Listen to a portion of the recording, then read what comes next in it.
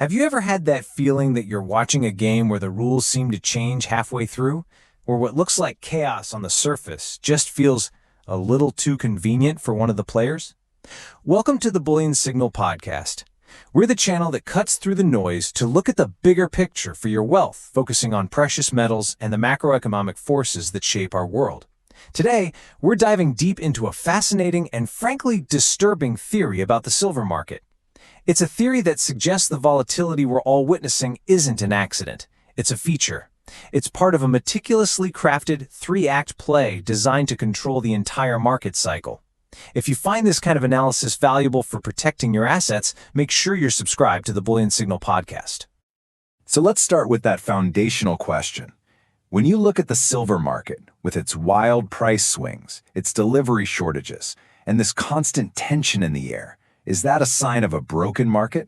Is it a bug in the system? Or could it be a deliberately engineered feature? This theory posits that what we perceive as chaos is actually the perfect smokescreen for an entity to execute a very deliberate, long-term strategy. The confusion isn't a side effect, it's the main event. Now, before we get into the who and the how, we have to understand the what. We need to look at the environment, the battlefield, if you will. And right now, the silver market is a place of deep, profound contradictions. It's a paradox, where on one hand, you hear stories of incredible demand and scarcity, and on the other, you see a price that for years has seemed stubbornly suppressed. These conflicting signals are where our story begins. To illustrate this, let's paint a picture. Imagine you wake up one morning and silver has blown past its old all-time high. The price is screaming upwards, maybe to something like $64 an ounce. Now, for the average person holding silver, that looks like a lottery ticket. It seems like the ultimate victory, right? The moment everyone has been waiting for. But here is the core of the theory. That $64 price isn't the sign of a healthy, robust bull market. It's the opposite. It's a fever spike. You know, when someone is gravely ill, their temperature can suddenly shoot up right before a crisis. This theory argues that such a price spike would be a symptom of a system under unbearable stress, a market that is literally breaking apart at the seams. It's a sign of dysfunction, not strength. And here is the disease causing that fever.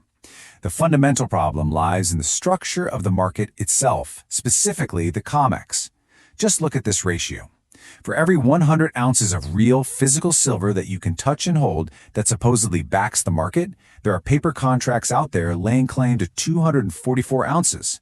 Think about that. It is a promise that cannot possibly be kept. It's a game of musical chairs where there are more than twice as many players as there are chairs. As long as the music is playing, it's fine. But the moment the music stops and people demand their physical metal, the game is over. And if you want proof of the desperation that this paper-to-physical imbalance creates, look no further.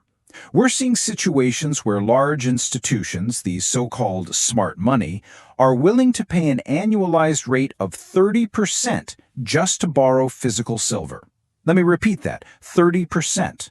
This isn't a normal market function. This is a five-alarm fire. It screams of an acute, desperate shortage of the real metal, where big players are willing to pay almost anything to get their hands on it, even temporarily. Okay, so we've established the scene, a market that is fundamentally broken and showing signs of extreme stress. If you accept the premise that this isn't all just a series of unfortunate accidents, then you have to ask, who has the power, the resources, and the motive to not just navigate this chaos, but to have potentially created it? Well, the theory we're examining points a very steady finger in one particular direction. The institution at the center of this theory is JPMorgan.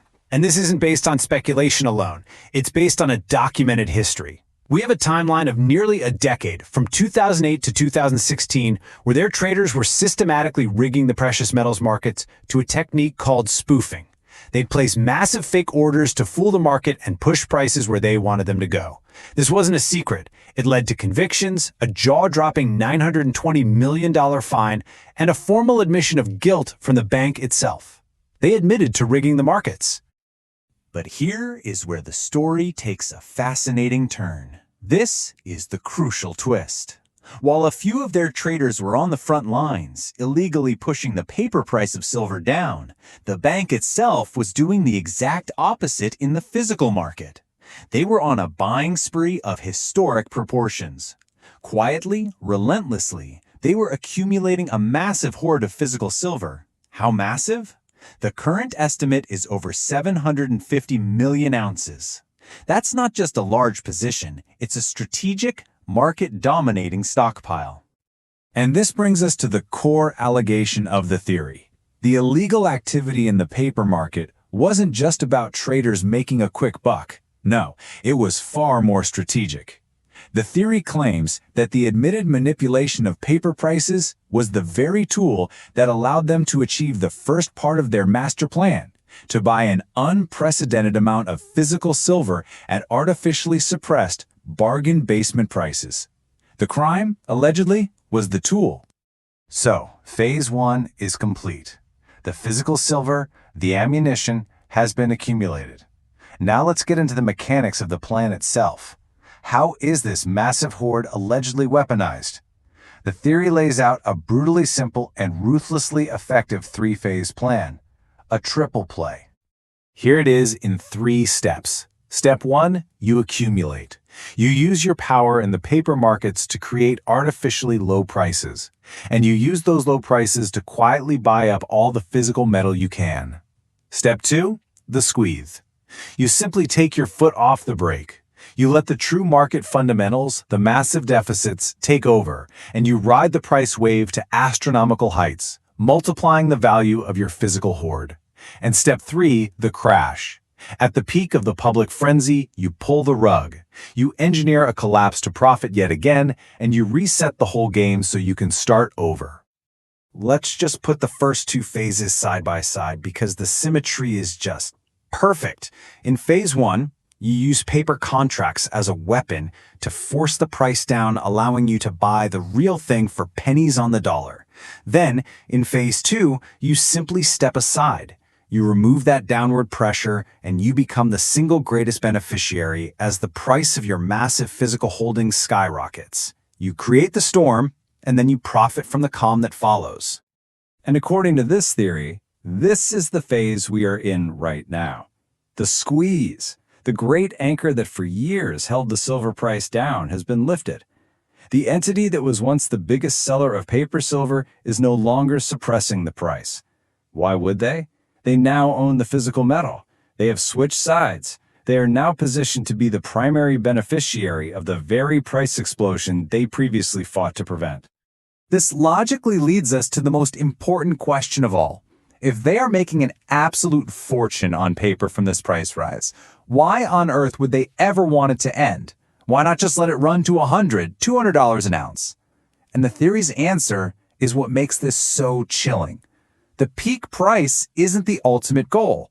The peak is just the setup. It's the trigger for the final act, the endgame. And here is that final devastating move. It's a 2-pronged attack executed simultaneously for maximum effect. At the absolute peak of public excitement and buying mania, they make 2 moves. First, they take just a fraction of their hoard, say 100 to 150 million ounces, and dump it onto the physical market, instantly overwhelming demand and crashing the price. But at the exact same time, they go back to the paper market and establish a gargantuan short position, making a massive bet that the price will fall, a fall they themselves are engineering. And that's why this is called the triple play. They allegedly generate 3 distinct streams of profit from this one maneuver. First, they profit by selling a piece of their physical silver at enormous multi-billion-dollar gains.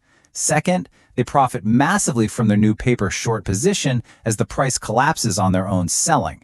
And third, and this is the most brilliant part, they profit by resetting the entire market. They crash the price back down, wash out all the retail investors, and create the perfect conditions to begin Phase 1 all over again at the new bottom. So what's the takeaway here? This theory paints a picture of a completely weaponized market. It suggests that the real, legitimate fundamentals, like the undeniable supply and demand deficit in silver, have been allowed to run rampant not by accident, but by design. They were allowed to fester to create the most explosive conditions possible, to build the perfect trap for the final phase. And that leaves every other investor, every one of us, with a very serious question to consider. What does it mean to participate in a market that might be a weapon aimed at you? Now, the purpose of this analysis was not to declare this theory as fact, but to explore it, to understand the potential forces that might be at play beneath the surface of these complex markets. It's a framework for thinking about risk. Thank you for joining us here on the Bullion Signal Podcast. If you believe this perspective is important, please like this episode and subscribe to the channel for more deep dives into the world of precious metals and macroeconomics. As always, this content is for informational and educational purposes only. It is not financial advice. Please do your own research and make your own informed decisions. We'll see you next time.